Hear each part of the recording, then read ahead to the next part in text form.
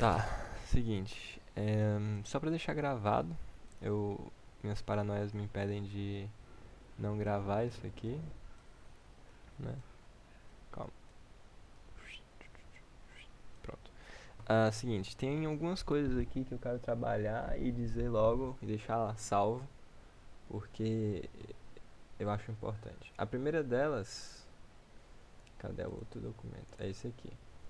É sobre os Azuras. Azuras é uma classe de entidades que eu criei recentemente e que ele vai girar em torno dos 120, 120, tá ligado? Não são 10 deuses, 12 deuses, não, são 120 criações. E eles são como deuses, eles não são deuses, mas eles são como. Porque dos deuses a gente tem os deuses primordiais, que são esses 12 aqui: Posar, Vodas, Enjata, Voz de Regi, Mefo, Mote, Sonk, Mesek, Sos, Danina e Svet, tá ligado? Não foi que nessa ordem aqui, é porque eu ainda não trouxe pra cá, mas a historinha dele está nesse arquivo de cal. Cadê? Aqui, não, é antes ainda. Era divina, primeiro instante, pronto, aqui. No primeiro instante a gente tem toda a lore, tá ligado? Da criação dos deuses. Aqui, cadê? Ele fala aqui, ó. Parará. Não, o primeiro instante foi quando eles tiveram um intervalo, mas aqui, ó, quando eles fizeram.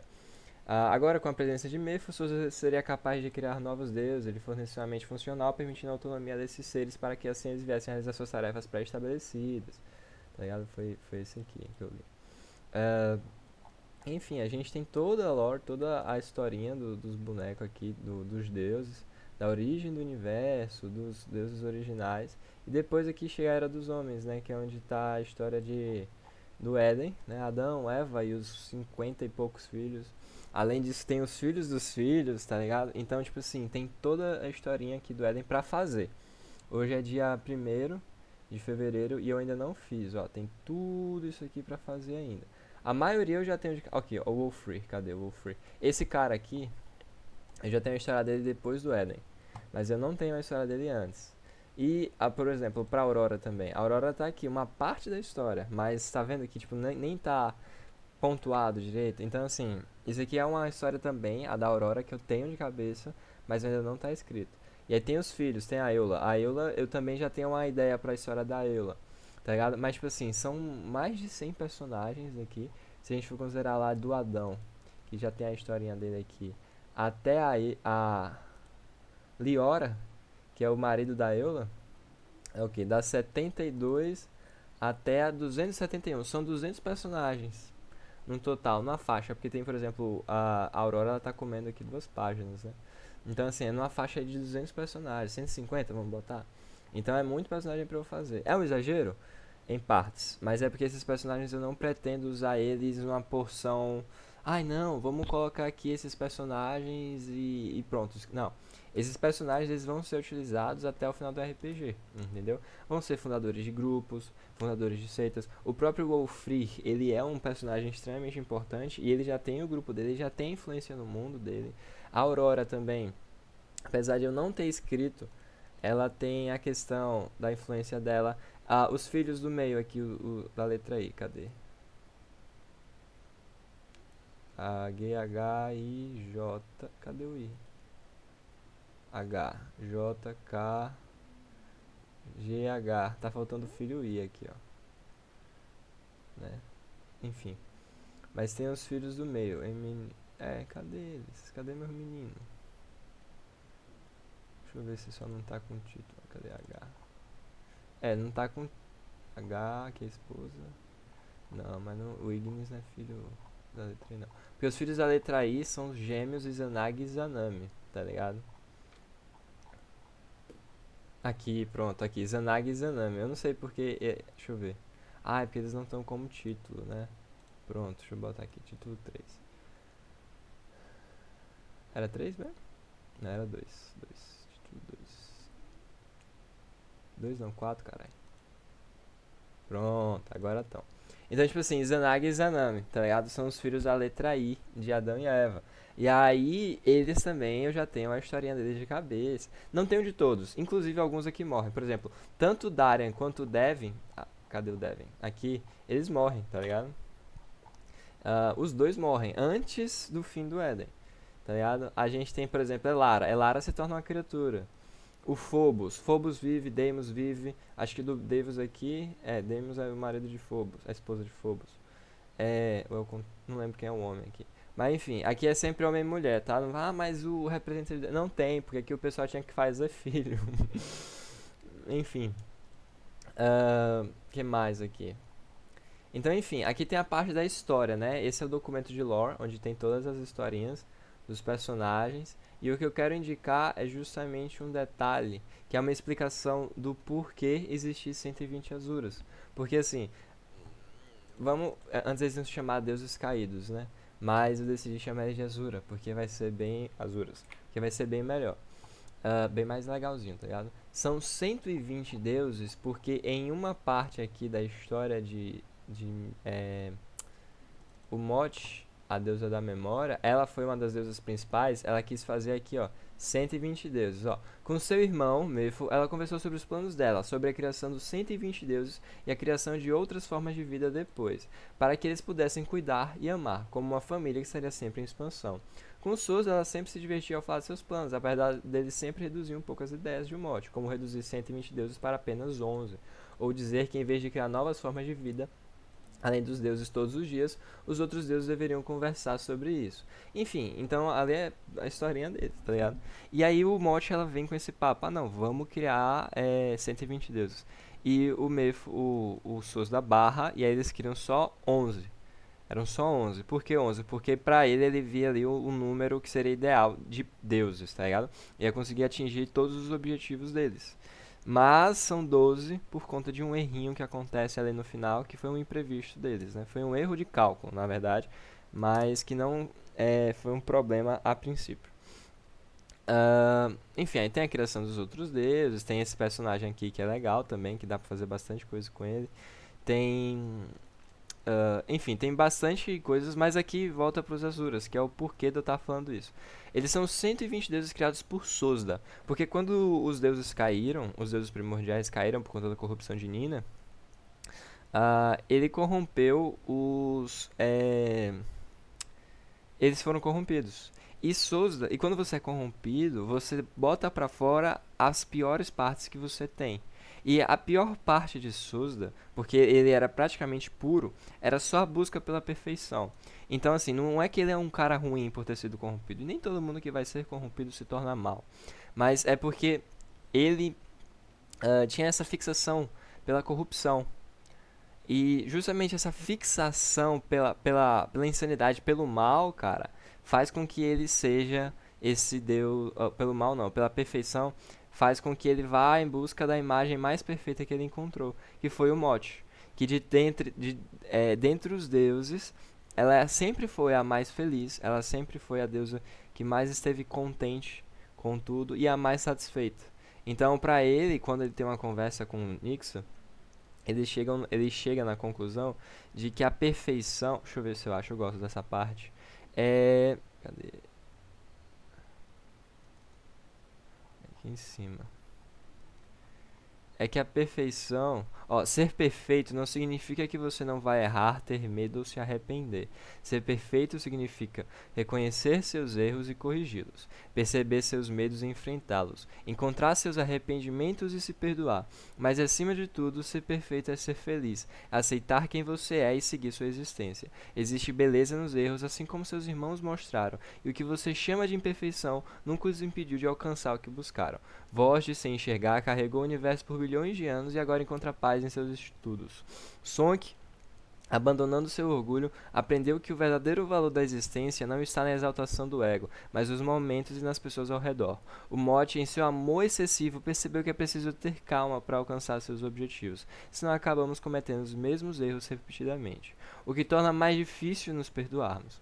Mesmo Nina e Mefo, que frequentemente se sentem vazios, encontraram no outro uma forma de se completar, descobrindo que a verdadeira felicidade muitas vezes vem da presença de quem amamos, e não do que fazemos sozinhos. O mesmo vale para os outros. Mas então, meu filho, olhando para tudo que você criou, tudo que transformou, você sente felicidade de ter alcançado o que buscava ou pretende continuar a sua busca pela perfeição? Aí o Souza, ele pensa um pouco, ele sorri e responde que sim. E o senhor de tudo, que é Nixarote, ele com um tom alegre logo diz: "Pois eu também, meu filho." Só que aqui, essa parte aqui, ela é bem interessante, porque o Souza ele chegou lá revoltado com Nixa, dizendo que ele nunca tinha ah, é, dado uma resposta contente. Deixa eu ver aqui, ó.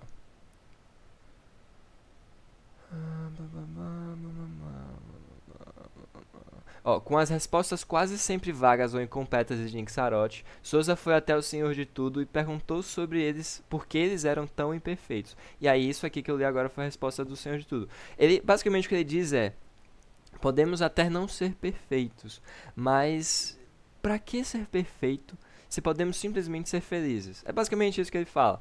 Ele, é porque os deuses aqui, eles não têm a vontade, a necessidade, pelo menos o Nixa e os outros, eles não têm uma inclinação para ser perfeitos.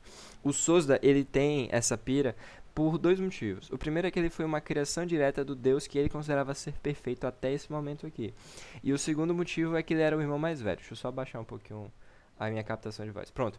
Ele sentia que ele era o irmão mais velho, então ele tinha que ser um exemplo para os outros. E para ser um exemplo, ele precisava ser perfeito. Mas ele acaba por descobrir aqui que nem o próprio Deus, o próprio pai dele, era perfeito.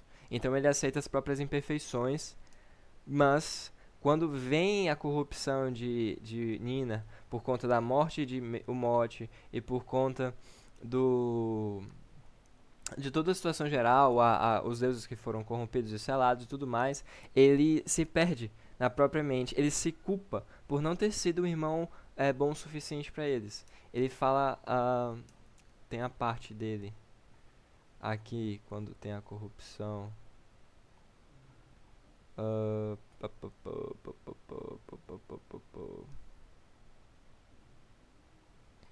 Cadê a disrupção? Pronto. É porque assim, Souza ele sente que ele cometeu um erro. Ó, a queda dos deuses.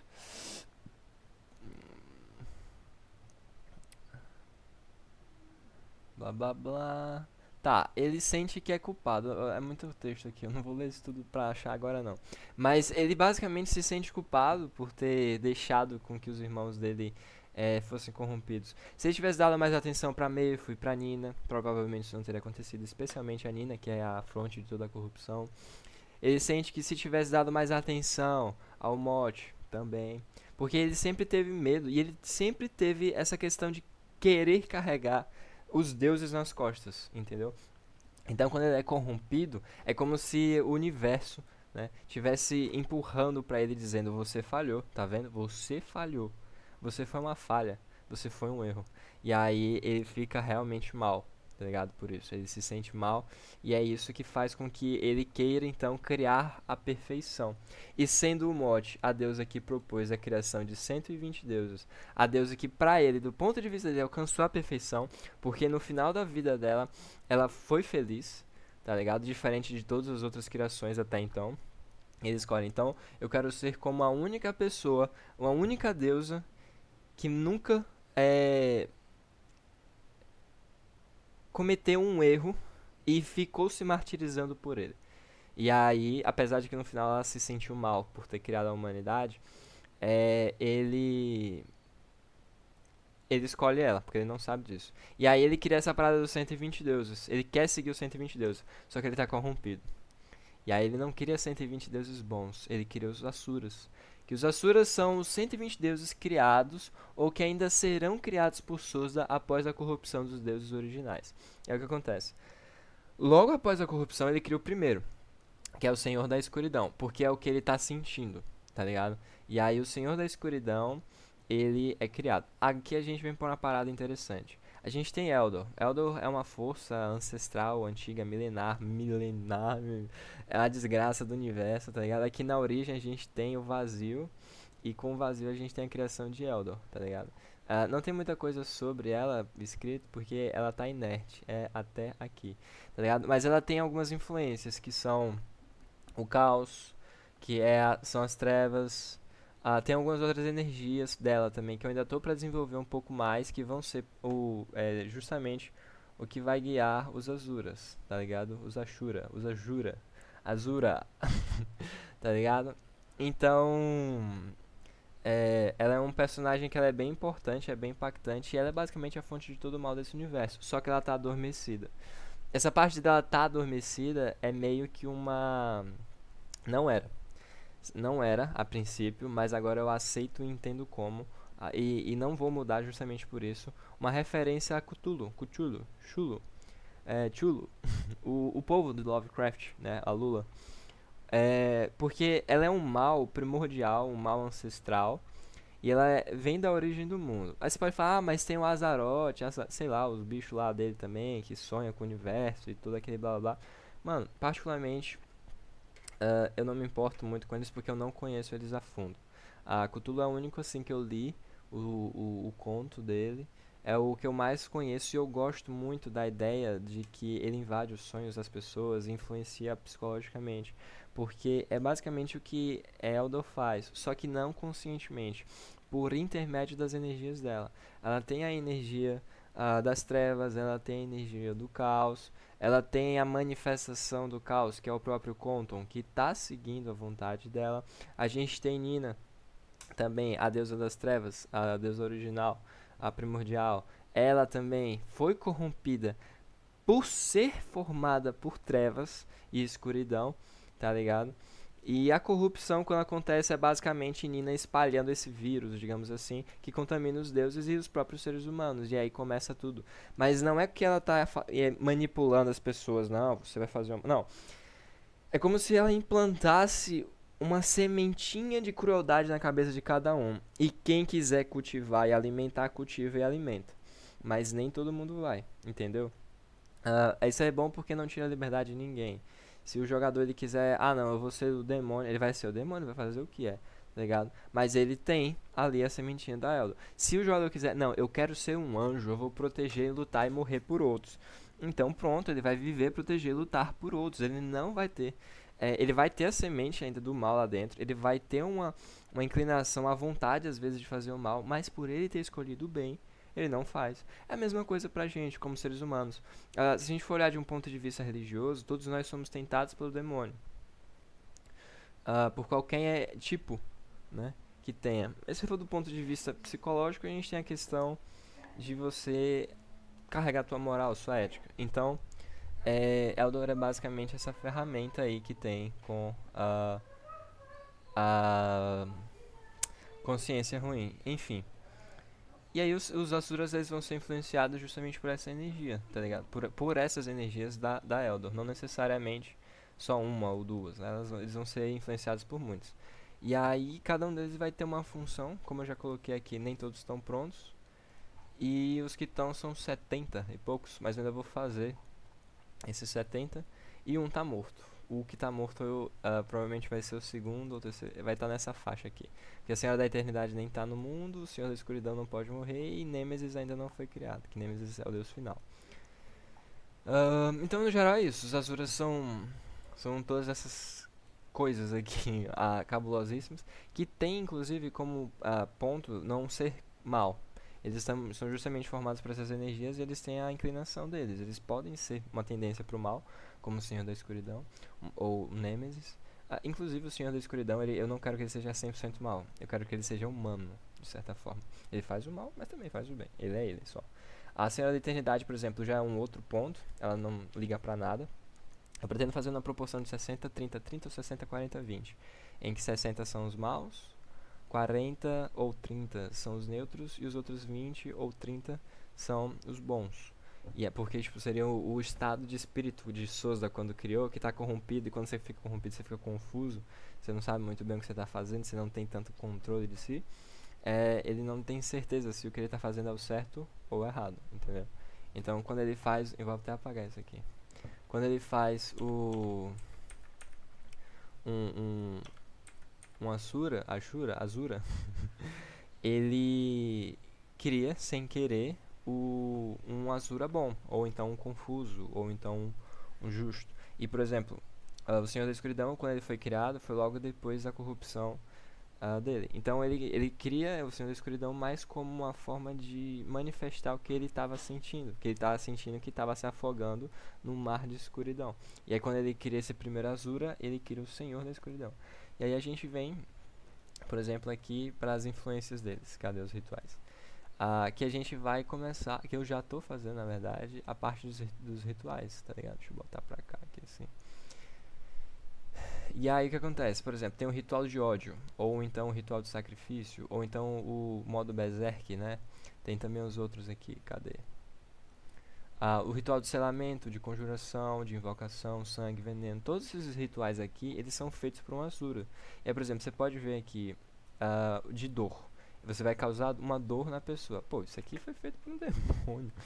Mas você vai ver o da colheita ela permite que as plantas elas cresçam mais rápido e saudável. Então, tipo assim, quem quer que tenha feito isso aqui foi alguém bom, né? Aqui, inclusive, é o Senhor do Rancor que fez os dois, tanto de ódio quanto de sacrifício. E aí tem o de invocação, tem o de, enfim, tem uma série de rituais aí que são as influências dos Azuras. Então eles não são só uma força, só um bagulho que é pra ser um vilão. É pra criar uma variedade maior. Porque quando eu fiz isso aqui lá no comecinho, a ideia é que tivesse 12 deuses e eles fossem quase onipotentes. Foi passando o tempo eu percebi que não pode. Você não pode fazer pra um RPG personagens que são tão onipotentes assim.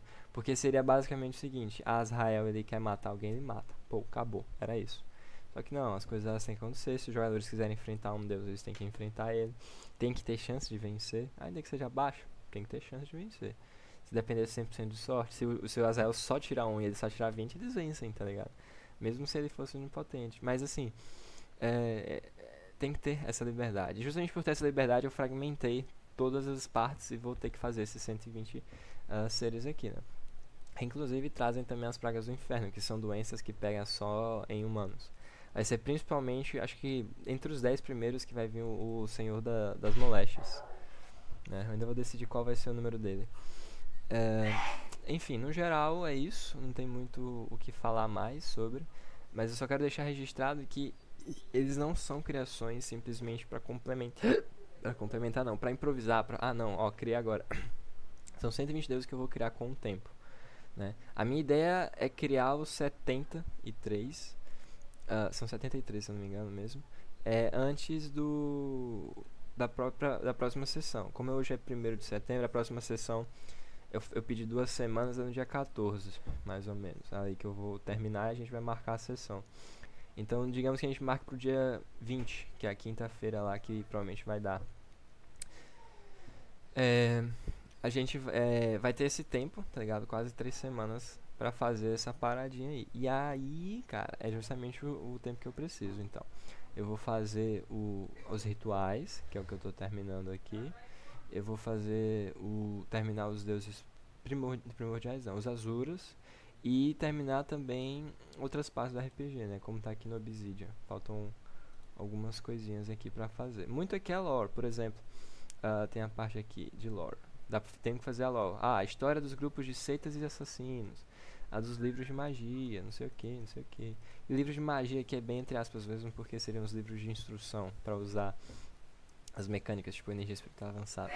E aí tem outras coisinhas aqui pra estruturar a Yggdrasil, dar uma organizada pra, tipo, dar uma noção. Explicar tudo que não coube nos outros eixos. Eu já nem sei mais o que é isso, eu acho que tá cabendo tudo. Enfim, organizar isso tudo aqui, tá ligado? As organizações de cada país, que não precisaria fazer por agora, não. E é isso, vai ficar interessantezinho no final. E já tá bem encaminhado. Eu só quero deixar isso aqui salvo para dizer justamente que nada foi feito às coxas e nada foi feito improvisado durante uma sessão. Boa parte de tudo isso aqui foi já pré-feito, entendeu?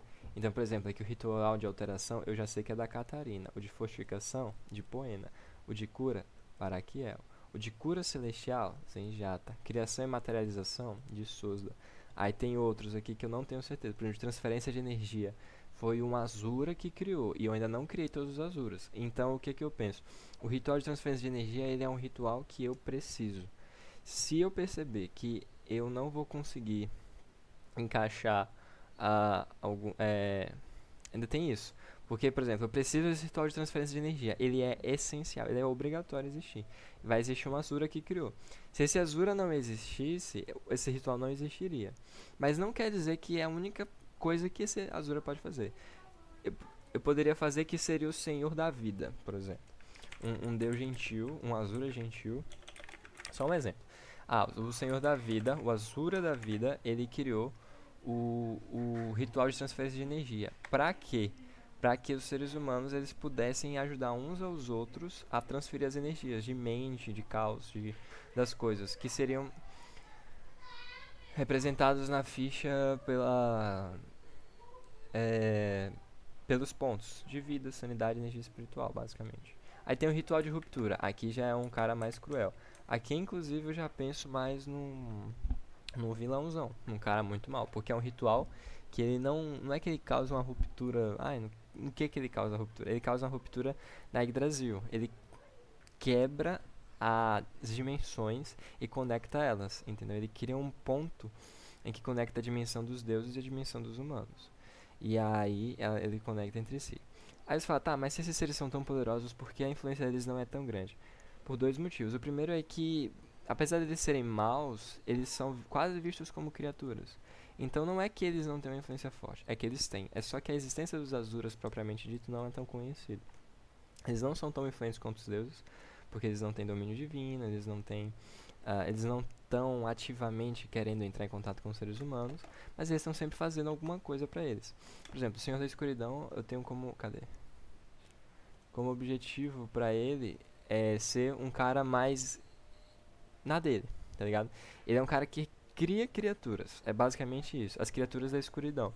E seria parte dos mitos, das lendas, das histórias sobre um demônio que anda no escuro e que assusta as crianças. Talvez uma entidade maligna em que as pessoas simplesmente assustam. Enfim, no geral, os ditos demônios na história, eles vão ser os Asuras. São 120, é muito mais do que o necessário. A gente tem a Senhora da Eternidade também, que ela, por exemplo, ela já é alguém mais na dela. Inclusive, ela é quem criou a dimensão, digamos assim, do... Cadê? Do selamento, do ritual de selamento. Porque o ritual de selamento ninguém nunca parou pra pensar, ou pelo menos nunca comentou comigo, perguntou sobre, pra onde as coisas iam. E eu também nunca tinha pensado nisso até esse vídeo aqui, que foi o vácuo do ritual de selamento, que é basicamente o abismo etéreo em forma eterna, que não existe só pra ela, porque ela é a senhora da eternidade, e o que ela quiser se torna eterno, em que ela criou esse abismo etéreo e que ele tá eternamente lá. Ele tá sempre pra lá. A energia espiritual dela é eterna. E todo ser que entra, corpo que entra lá, ele entra numa forma e ela condena aquilo a ser eterno até sair do domínio dela. Não condena conscientemente, é porque o abismo etéreo dela tem essa influência. Então, quando você sela, por exemplo, um celular, o celular ele vai pra lá. E aí, cada segundo no nosso mundo que ele passa lá, ele passa um mês. Ó. Já que um segundo no nosso mundo é o equivalente a um mês no abismo da eternidade. Então a gente deixa ele lá um mês, mas ele não envelhece esse um mês. Ele vai manter as mesmas condições físicas do que ele passou aqui, tá ligado? Então, tipo assim, se eu mandei pra lá um celular com a tela quebrada, ele vai voltar com a tela quebrada. Se eu mandei pra lá uma garrafa de água cheia, ela vai voltar cheia. Entendeu? Mesmo que lá dentro alguém pegue e beba, a garrafa vai se encher de novo. Então é como se lá tudo realmente durasse para sempre, sem um gasto de energia. E aí a gente tem uma outra coisa aqui, que é do ritual do selamento ainda, que é em relação aos seres humanos, seres vivos na verdade. Se você manda um humano pra lá, um humano inteiro, ele vai pra lá inteiro. Mas lá tem criaturas, lá tem seres que foram selados por outras pessoas. Porque se um cara na China selar uma bomba nuclear e alguém lá dentro do mundo usar a bomba nuclear, vai explodir e destruir tudo. Tudo vai voltar depois. E a bomba nuclear também. Então se alguém quiser ficar explodindo uma bomba nuclear lá, ele consegue, entendeu? Mas aí sim, se um ser humano foi enviado pra lá, um segundo aqui é um mês lá. Então se ele sela o cara por 3 segundos, o cara vai ter passado 3 meses de inferno, tá ligado? Pra ele. Então ele vai ver É basicamente um conceito de inferno, porque ele vai ver tudo lá ah, se repetindo. Se alguém esfaquear a cabeça dele, ele sente a dor e ele não vai morrer. Ele não vai sentir a morte, porque ele é eterno lá. Então ele vai voltar pro estado original, mas a dor vai ficar. As memórias não vão sumir. As memórias também acabam por se tornar eternas, não é verdade? E aí é isso que acontece. Toda vez que você sela alguém e manda pra lá, o cara fica louco, porque ele sofreu muita coisa, entendeu? Então, enfim, os Asuras eles têm esses impactos, mas essa aqui não é a vontade da Senhora da Eternidade, porque os Asuras eles não vão ter nomes, tá ligado? Vai ser tipo Eternidade, Escuridão, Nêmesis. Só o Nêmesis vai ter, porque ele é o Nêmesis dos deuses primordiais, que é a vontade de Sosa. Então, assim, eles vão ter toda esse lero-lero aí deles. Enfim. Então aqui o Senhor da Escuridão tem isso, a eternidade tem essa outra coisa aí dela. De querer ficar isolada, de querer ficar na dela, tá ligado? E é só isso que ela quer. Se você vai pra lá e você sofre um bocado, aí você só deu azar mesmo. Enfim. Tem vários outros rituais aqui que é a parte justamente que eu tô fazendo. E eu quero que ele seja um pouquinho mais. Esse aqui já tá lá em cima. Eu quero que isso aqui seja um pouquinho mais utilizado nas próximas campanhas. Aqui tem os símbolos, mas os símbolos eu já mudei o conceito. Eu só vou ver como é que vai ser isso aqui depois. Porque como eu mudei esse conceito, eu não sei. Eu acho que eu vou apagar ali embaixo e jogar cá pra cima. Porque eu fiz o que é necessário para usar um ritual, né? E como é que usa ele. Aqui, ó. O que são rituais? Como funciona? Aí quando você funciona, você precisa de um fluxo de energia espiritual, um destino, para onde sua energia espiritual vai, que pode ser um catalisador, uma marca ou um símbolo. E aí você pode criar essas marcas e símbolos. Tem a questão da superfície, né, onde você vai fazer. E aí tem a ativação, que você ativa aquele símbolo de alguma forma, aquele ritual, aquela marca, né?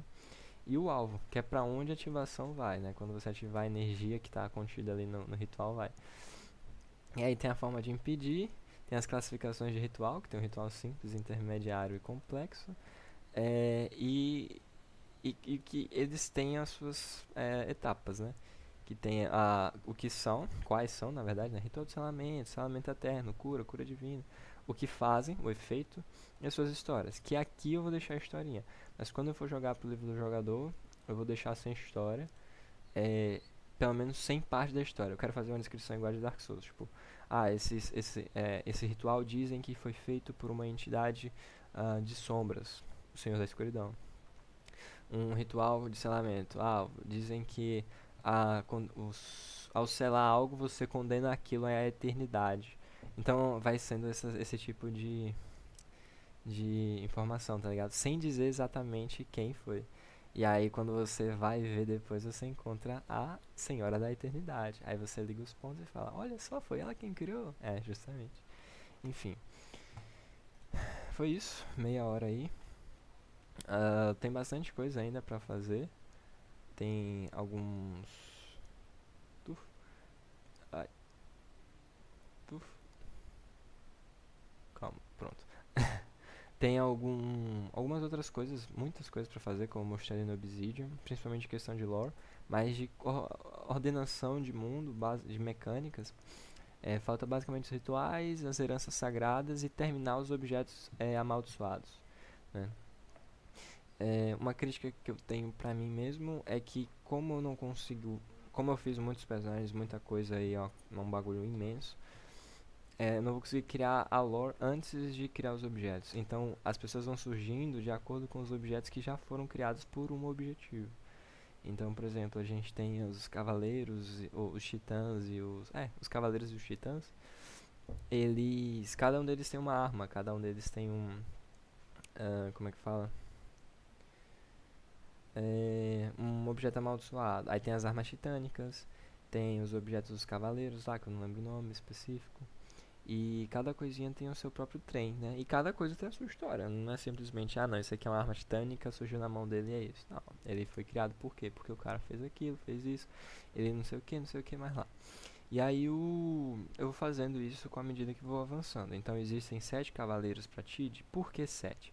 Porque tem mais a ver com Deus do que justamente quem tá em lá. Por exemplo, Regin. Regin é o melhor exemplo. Aí tem 2 titãs e 7 cavaleiros. Os sete cavaleiros são os deuses da fortuna japoneses, que na história dele foram seres humanos que eram considerados os deuses da fortuna, que tentaram parar ele. Ele matou todos e se arrependeu. Assim como os titãs, que são os irmãos dele. Suzano e Amaterasu, que ele matou quando ele sentiu inveja. Que ele é o deus, ele tem o poder do sol. Ele seria. Suzano e Amaterasu não. É Suzano e Tsukuyomi. Porque ele seria o Amaterasu, entendeu? Mas a Amaterasu é mulher, não no meu mundo. é, E aí tem os sete deuses da fortuna, né? Que também é uma parada japonesa, porque eles são descendentes todos de Izanagi. Mas os irmãos dele são só Tsukuyomi e Suzano. E aí ele mata todo mundo e ele se arrepende. E aí ele dá pra. Ele adota sete humanos como cavaleiros e duas criaturas como titãs para representar as pessoas que ele matou, pessoas até que ele poderia ter sido mais próximo. Eu com certeza vou colocar ele mais próximo dos humanos que eram os considerados os deuses da fortuna. Matou Ebisu Sama, matou Bishamonten, matou todos, tá ligado? Eu não conheço todos não, esses dois são os que eu sei melhor. Enfim, aí tem esses sete, aí tem mais a ver com o próprio Deus do que com os humanos, porque ele escolheu um ser humano porque ele era avarento e tornou ele Ebisu Sama? Não. Mas talvez sim, talvez sim.